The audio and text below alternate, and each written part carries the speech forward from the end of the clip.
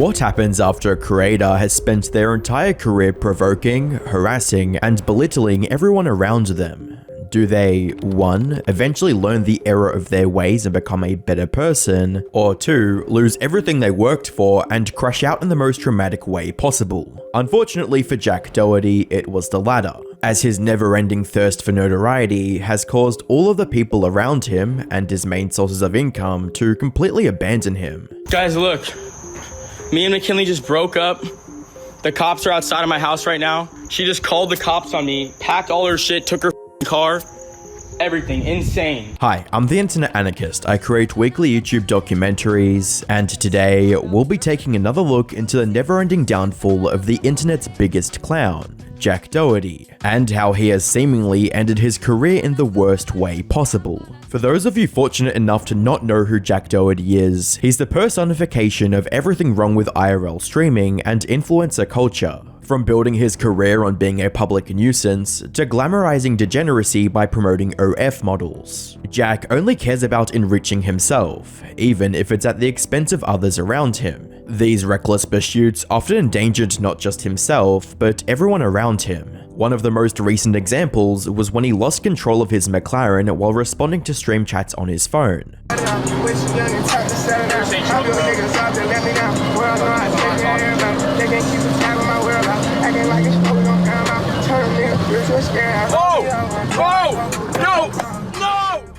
You'd think Jack would at least tone down his wild antics after such a traumatic event, but the publicity around the incident only encouraged him to take on more risky behaviors.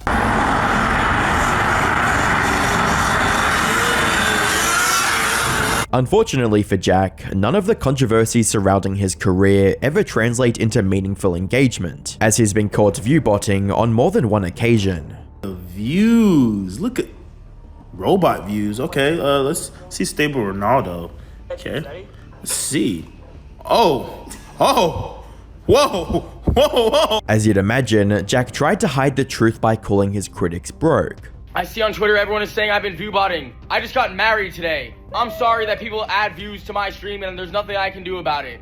Big whoop. And then everyone's saying I don't have a lot of chatters in my Twitch thing. It's because I have a deal with party.com. So I tell everyone to chat in the party.com chat because that's the only chat I read. So everyone knows not to look at the Twitch chat and go to the party chat. But I got married today. Fudge all the haters. You guys are broke at the end of the day, so you guys really can't be talking. From Jack's perspective, it didn't matter what he was doing as long as it made him money. And he was even willing to scam his fans to make a quick buck. By the 22nd of November 2024, Jack started a Twitter livestream captioned, "Buying meme coins live," in which he desperately tried to hide the fact that he was about to promote his own meme coin. Whoever gets the ticker symbol right of what I'm getting, of what coin I'm about to buy, it's one of my most viral moments, guys, so I'm about to show y'all what it is. I'm about to put a bag in it, and I'm excited, guys, I'm excited. When Jack finally decided to pick a coin, his intentions became very obvious. Not only was the coin created an hour before the live stream, but its title was a direct reference to one of Jack's other viral moments. This is the coin I'm about to buy. Right here, baby. I'm buying McLaren coin. All right, let's go. I just bought 5 soul. I just bought 5 soul worth. Let's see. Okay, let's see. Once users began to buy in, Jack stopped engaging with the chat and ended the stream right before he rug pulled his fans. Sadly, scamming his audience once wasn't enough for Jack, as he'd pull the same trick again the following day. By the time people began calling Jack out for his deplorable behavior, he'd make them hate him even more, with tweets that read, "It's funny how the people who have the least to show for themselves are always the first to comment on shit I be doing. Like dog, focus on yourself before you start critiquing anything I do. Nothing will ever stop me. I'm mentally stronger than all of you low IQ Fs, who have so much to say about me." It wasn't apparent at that moment, but Jack's statement about being unstoppable would be put to test in the coming months. For now, he ignored all the warning signs and continued with his usual degeneracy. Around the same time Jack was scamming his fans, someone else was scamming him, and he barely saw it coming. I'm doing the meta, the Kai Cenat sub meta. You gift him 100 subs and then you get like 10K live viewers. And then he gets all excited about like $500, so whoop-de-doo. Sorry. I'll just run an ad right now and make it right back. Come on. No, I'm kidding. Guys, should I gift him 1,000 subs right now, chat? Get them all going. Guys, should I give Kai Cenat should I give him 1,000 subscribers, chat, before I crash out on my McLaren? Kai said gift another 100 if it's the real you. After he had donated the subs, Kai completely disavowed Jack and made it apparent that no reputable creator would ever associate with him. Wait. So I'm not gonna lie, I was gonna live with Jack. We just finessed him out of 300. This was a harsh reminder to Jack that money isn't going to make people overlook his horrible reputation, but that didn't keep him from trying other ways of gaining positive public perception. On the 23rd of December, Jack tried to garner some goodwill and publicity by interviewing with the creator Pack God, but it only served to degrade his reputation further and expose him as a fraud. So one thing that a lot of people were asking about that I'll just relay for you is your primary source of income. Where would you say you make the most amount of money on the internet? If you don't mind disclosing that. If you do, that's I'm pretty sure you're digging for the only answer. No, I'm kidding, but obviously, it's not like, so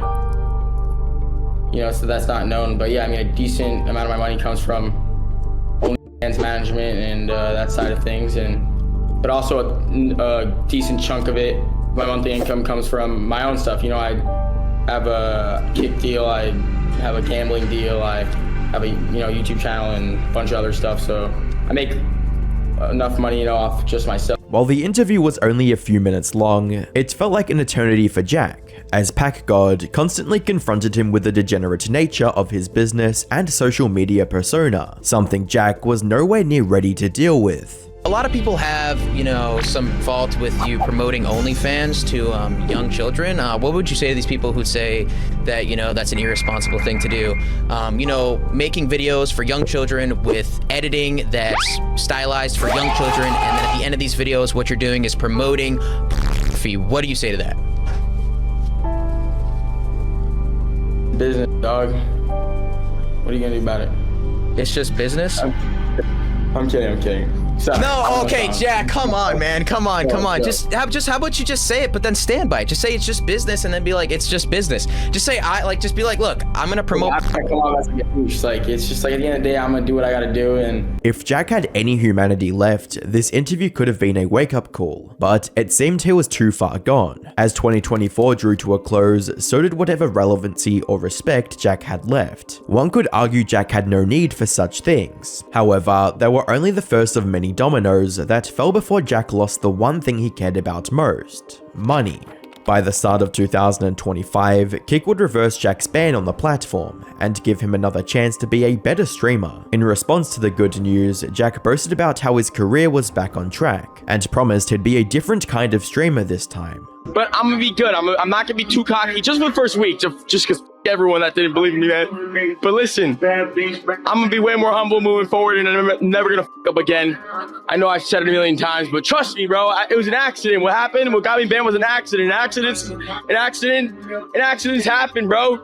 That's why it's called an accident. While there was a small chance Jack had actually changed, it was only a matter of time before he slipped back into his old ways. On the 19th of February 2025, Jack went live streaming with creator Joshua Block, and while everything was normal for the most part, things would take a turn for the worst when a random stream sniper decided to give him a taste of his own medicine. I just had to, bro. Yeah. I think I might just. You're getting chips everywhere.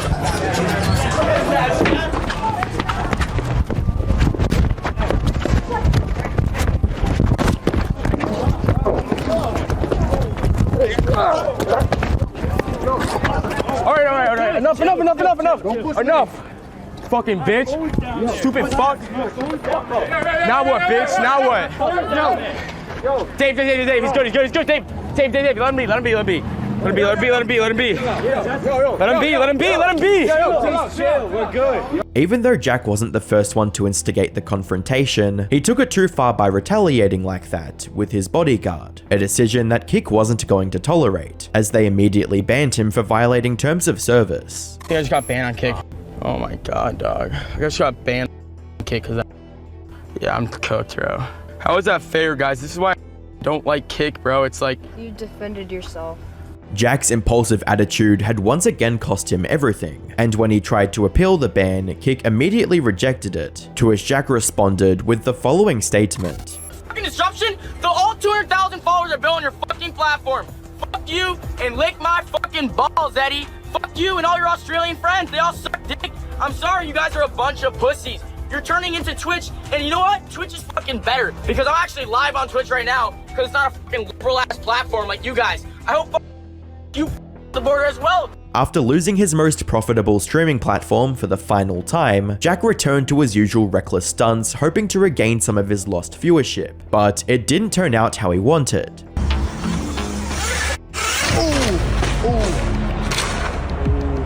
You good? Holy shit. Oh, I'm done with that. Oh. Despite this stunt landing him in the hospital, Jack was completely unwilling to learn his lesson and explore safer or less damaging forms of content creation. Looking back at his career as a whole, the only time Jack has ever shown any consideration or remorse for his actions was when it affected his income. Sadly, Jack would have to be taught that lesson one more time before truly understanding that his actions have consequences. By the 25th of March 2025, Jack woke up to the news that his longtime girlfriend, McKinley, had not just broken up with him, but also called the police to assist her in reclaiming her things. Guys, look. Me and McKinley just broke up. The cops are outside of my house right now. She just called the cops on me, packed all her shit, took her car, everything. Insane. Insane, bro. In his panicked state, Jack revealed just how much this breakup would cost him financially. I mean, like yesterday I told you guys we were gonna fight. Instead of talking to me, like I thought everything was okay. Instead of talking to me, this bitch has been plotting the past 24 hours. She changed all of her passwords to all of her social media accounts that I blew the up because she's my fucking girlfriend. Like the and she just took, like, evil, bro, evil. She just took 500 grand a month from me. Evil, bro. She's been plotting. She used me the past 2 years to fucking. I can't believe it. I'm so mad. This is like... It's ironic how Jack is only just now realizing that money doesn't make people genuinely care about you. And even though it was too late for him to correct that mistake, he still tried to convince her to stay.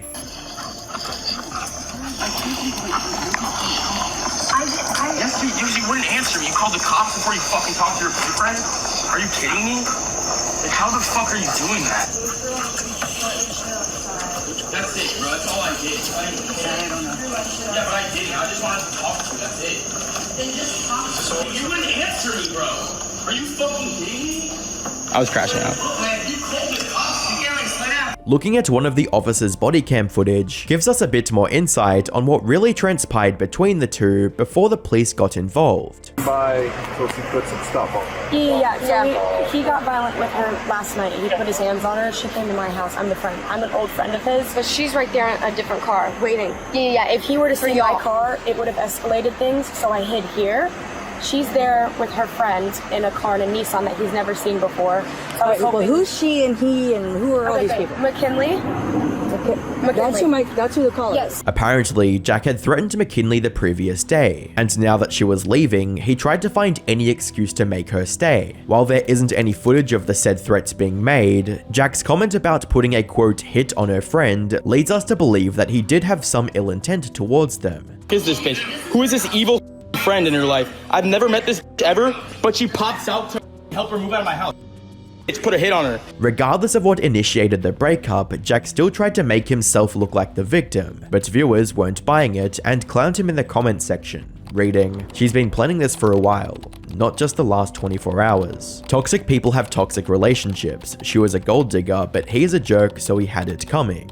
And no wonder why she broke up with you. Like, you call her names and never say sorry. You just buy her stuff. And of course she did grow up. Like, you're in your 20s, you're not 14 anymore, even though you act like it. Grow up." From alienating his closest friends, to losing his girlfriend, and the hundreds of thousands of dollars she brought in every month, Jack is finally suffering the consequences of his self-centered approach to life. For a while, Jack assumed such a thing would never happen. But now that it did, he has no one to blame but himself. Throwing money at his problems could only get him so far, and when you factor in his current trajectory, it's only a matter of time before he has nothing left.